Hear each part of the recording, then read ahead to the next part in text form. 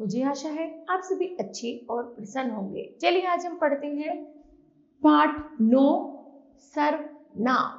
ठीक है, करते हैं इस पाठ की शुरुआत। चलिए जानते हैं सर्वनाम किसे कहते हैं।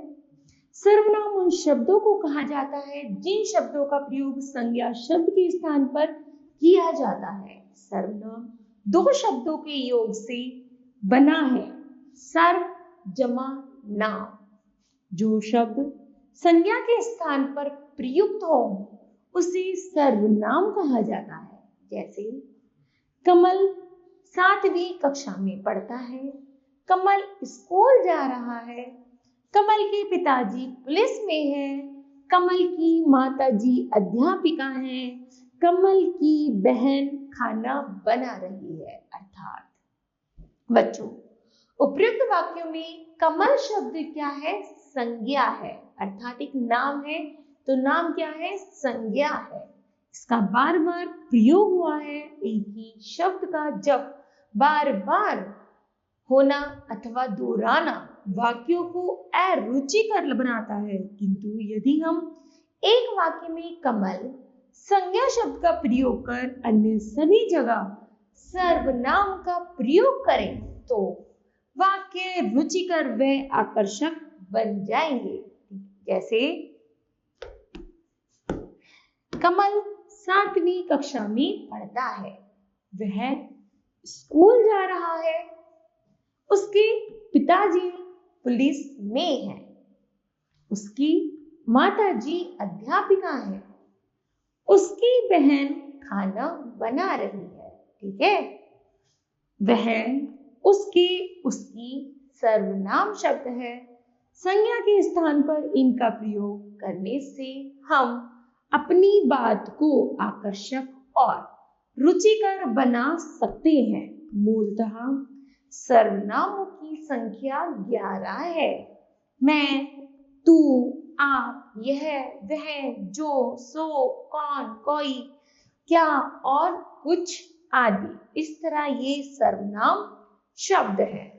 आगे है सर्वनाम की भेद। सर्वनाम की 6 भेद होते हैं।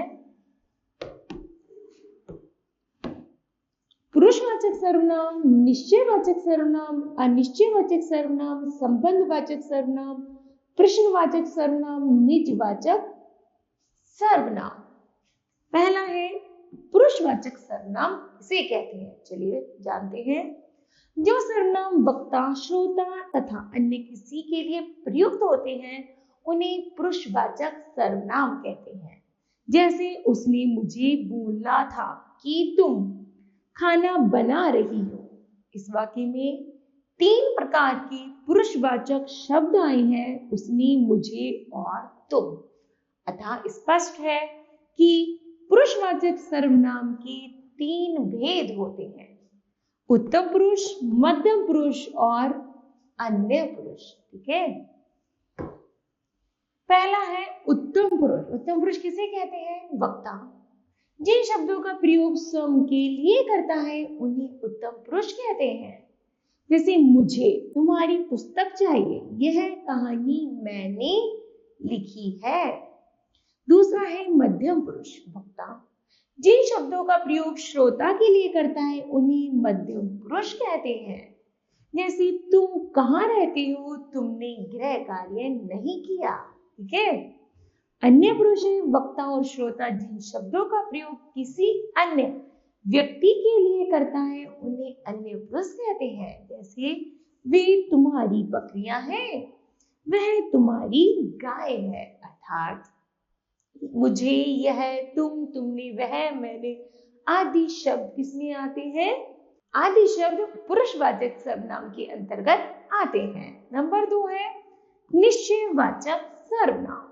जो सर्वनाम शब्द किसी व्यक्ति, वस्तु या स्थान आदि की निश्चितता का बोध कराते हैं उन्हें निश्चयवाचक सर्वनाम कहते हैं। जैसे यह मेरी पुस्तक है, वह बहुत ज्ञानी पंडित है। आगे है अनिश्चयवाचक सर्वनाम।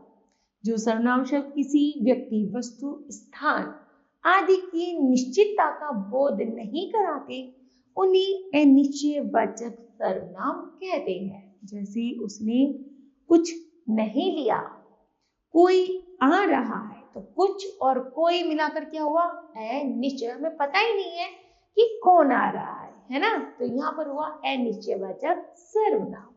आगे है संबंधवाचक सर्वनाम। जिन सर्वनाम शब्दों का संबंध दूसरे सर्वनाम शब्दों से स्थापित किया जाता है उन्हें संबंधवाचक सर्वनाम कहते हैं। जैसे जिसने काली कमीज पहनी है उसका नाम कमल है। क्या है, कमल है। अर्थात जैसी करनी वैसी भरनी।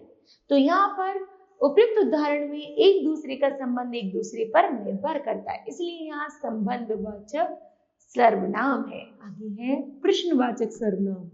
जिन सर्वनाम शब्दों से प्रश्नों का बोध होता है उन्हें प्रश्नवाचक सर्वनाम कहते हैं। जैसे तुम्हारा घर कहाँ है, तुम क्या कर रहे हो। तो इन उदाहरणों में क्या है, प्रश्न कर रहा है, तुम्हारा घर कहाँ है, तुम क्या कर रहे हो। तो यहाँ पर जब प्रश्न की उत्पत्ति हो रही है अर्थात यहाँ पर प्रश्नवाचक सर्वनाम है। आगे है निजवाचक सर्वनाम। निज का अर्थ है अपना और वाचक का अर्थ है बोध। अर्थात निजवाचक का अर्थ हुआ अपना बोध कराने वाले शब्द। जिन सर्वनाम शब्दों से अपना अर्थात स्वयं का बोध हो उन्हें निजवाचक सर्वनाम कहते हैं। जैसे मैं अपनी बाइक लेकर जा रहा हूं। दूसरा, अपना काम स्वयं करना चाहिए। अर्थात अपना और स्वयं में क्या हुआ, अपना हुआ है ना, तो ये हो गया निजवाचक सर्वनाम। आगे है